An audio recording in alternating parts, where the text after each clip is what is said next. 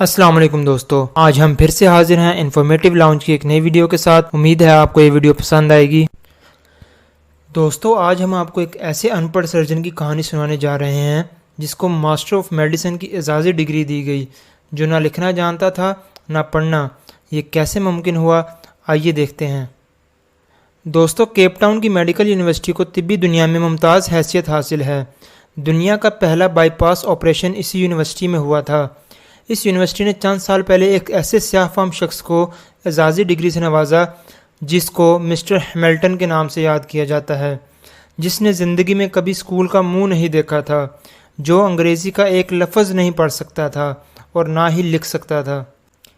لیکن 2003 کی ایک صبح دنیا کے مشہور سرجن پروفیسر ڈیوڈ ڈینٹ نے یونیورسٹی کے آڈیٹوریم میں اعلان کیا، ہم آج ایک ایسے شخص کو میڈیسن کی اعزازی ڈگری دینے جا رہے ہیں جس نے دنیا میں سب سے زیادہ سرجن پیدا کیے، جو ایک غیر معمولی استاد اور ایک حیران کن سرجن ہے، اور جس نے میڈیکل یونیورسٹی اور انسانی دماغ کو حیران کر دیا۔ اس اعلان کے ساتھ ہی پروفیسر نے ہیملٹن کا نام لیا اور پورے آڈیٹوریم نے کھڑے ہو کر اس کا استقبال کیا۔ ہیملٹن کیپ ٹاؤن کے ایک دور دراز گاؤں میں پیدا ہوا۔ اس کے والدین چرواہے تھے۔ وہ بکری کی کھال پہنتا تھا اور پہاڑوں پر سارا دن ننگے پاؤں پھرتا تھا۔ بچپن میں اس کا والد بیمار ہو گیا، لہٰذا وہ بھیڑ بکریاں چھوڑ کر کیپ ٹاؤن آ گیا۔ ان دنوں کیپ ٹاؤن یونیورسٹی میں تعمیرات جاری تھی۔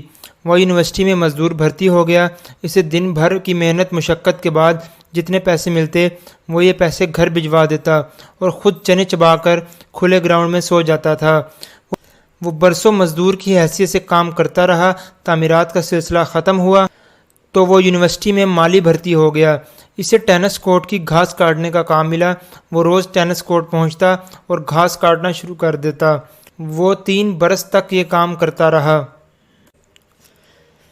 پھر اس کی زندگی میں ایک عجیب موڑ آیا اور وہ میڈیکل سائنس کے اس مقام تک پہنچ گیا جہاں آج تک کوئی دوسرا شخص نہیں پہنچ پایا۔ یہ ایک نرم اور گرم صبح تھی۔ پروفیسر رابرٹ جوئز زرافے پر تحقیق کر رہے تھے اور وہ یہ دیکھنا چاہتے تھے کہ جب زرافہ پانی پینے کے لیے گردن جھکاتا ہے تو اسے غشی کا دورہ کیوں نہیں پڑتا۔ انہوں نے آپریشن ٹیبل پر ایک زرافہ لٹایا، اسے بے ہوش کیا، لیکن جو ہی آپریشن شروع ہوا زرافے نے گردن ہلا دی۔ چنانچہ ایک ایسے مضبوط شخص کی ضرورت پڑ گئی جو آپریشن کے دوران زرافے کی گردن جکڑ کر رکھے۔ پروفیسر تھیٹر سے باہر آئے۔ سامنے ہیملٹن گھاس کاٹ رہا تھا۔ پروفیسر نے دیکھا وہ ایک مضبوط قد کاٹ کا صحت مند جوان ہے۔ انہوں نے اسے اشارے سے بلایا اور اسے زرافے کی گردن پکڑنے کا حکم دے دیا۔ ہیملٹن نے گردن پکڑ لی۔ یہ آپریشن 8 گھنٹے تک جاری رہا۔ اس دوران ڈاکٹر چائے اور کافی کے وقفے کرتے رہے، لیکن ہیملٹن زرافے کی گردن تھام کر کھڑا رہا۔ آپریشن ختم ہوا تو وہ چپ چاپ باہر نکلا اور جا کر گھاس کاٹنا شروع کر دی۔ دوسرے دن پروفیسر نے اسے دوبارہ بلا لیا۔ وہ آیا اور زرافے کی گردن پکڑ کر کھڑا ہو گیا۔ اس کے بعد یہ اس کی روٹین ہو گئی۔ وہ یونیورسٹی آتا، 8-10 گھنٹے آپریشن تھیٹر میں جانوروں کو پکڑتا اور اس کے بعد ٹینس کورٹ کی گھاس کاٹنے لگتا۔ وہ کئی مہینے دوہرا کام کرتا رہا اور اس نے اس ڈیوٹی کا کسی قسم کا اضافی معاوضہ طلب نہیں کیا اور نہ ہی شکایت کی۔ پروفیسر رابرٹ جوئز اس کی استقامت و اخلاص سے متاثر ہو گیا اور اس کو مالی سے لیب اسسٹنٹ بنا دیا۔ ہیملٹن کی پروموشن ہو گئی۔ وہ اب یونیورسٹی آتا، آپریشن تھیٹر پہنچتا اور سرجنوں کی مدد کرتا۔ یہ سلسلہ بھی برسوں جاری رہا۔ 1958 میں اس کی زندگی میں دوسرا اہم موڑ آیا۔ اس سال ڈاکٹر برنارڈ یونیورسٹی آئے اور انہوں نے دل کی منتقلی کے آپریشن شروع کر دیے۔ ہیملٹن ان کا اسسٹنٹ بن گیا۔ وہ ڈاکٹر برنارڈ کے کام کو غور سے دیکھتا رہتا۔ ان آپریشنز کے دوران وہ اسسٹنٹ سے ایڈیشنل سرجن بن گیا۔ اب ڈاکٹر آپریشن کرتے اور آپریشن کے بعد اسے ٹانکے لگانے کا فریضہ سونپ دیتے۔ وہ انتہائی شاندار ٹانکے لگاتا تھا۔ اس کی انگلیوں میں صفائی اور تیزی تھی۔ اس نے ایک دن میں 50 لوگوں کے ٹانکے لگائے۔ وہ آپریشن تھیٹر میں کام کرتے ہوئے سرجنوں سے زیادہ انسانی جسم کو سمجھنے لگا۔ چنانچہ بڑے ڈاکٹروں نے اسے جونیئر ڈاکٹروں کو سکھانے کی ذمہ داری دے دی۔ وہ اب جونیئرز ڈاکٹر کو آپریشن کی تکنیک سکھانے لگا۔ وہ آہستہ آہستہ یونیورسٹی کی اہم ترین شخصیت بن گیا۔ وہ میڈیکل سائنس کی اصطلاحات سے ناواقف تھا، لیکن وہ دنیا کے بڑے سے بڑے سرجن سے بہتر سرجن تھا۔ 1970 में इसकी ज़िंदगी में तीसरा मोड़ आया। इस साल जिगर पर तहकीक शुरू हुई तो इसने ऑपरेशन के दौरान जिगर की एक ऐसी शरेयान की निशानदही कर दी जिसकी वजह से जिगर की मुंतकली आसान हो गई। इसकी इस निशानदही ने मेडिकल साइंस के बड़े दिमागों को हैरान कर दिया। आज जब दुनिया के किसी कोने में किसी शख्स के जिगर का ऑपरेशन होता है और मरीज़ आंख खोलकर रोशनी को देखता है तो इस कामयाब ऑपरेशन का सवाब बराह रास्त हैमिल्टन को चला जाता है, क्योंकि इसका मोहसिन हैमिल्टन होता है। हैमिल्टन ने यह मुकाम इखलास और इस्तकामत से हासिल किया। वो 50 बरस केप टाउन यूनिवर्सिटी से वाबस्ता रहा। इन 50 बरसों में इसने कभी छुट्टी नहीं की।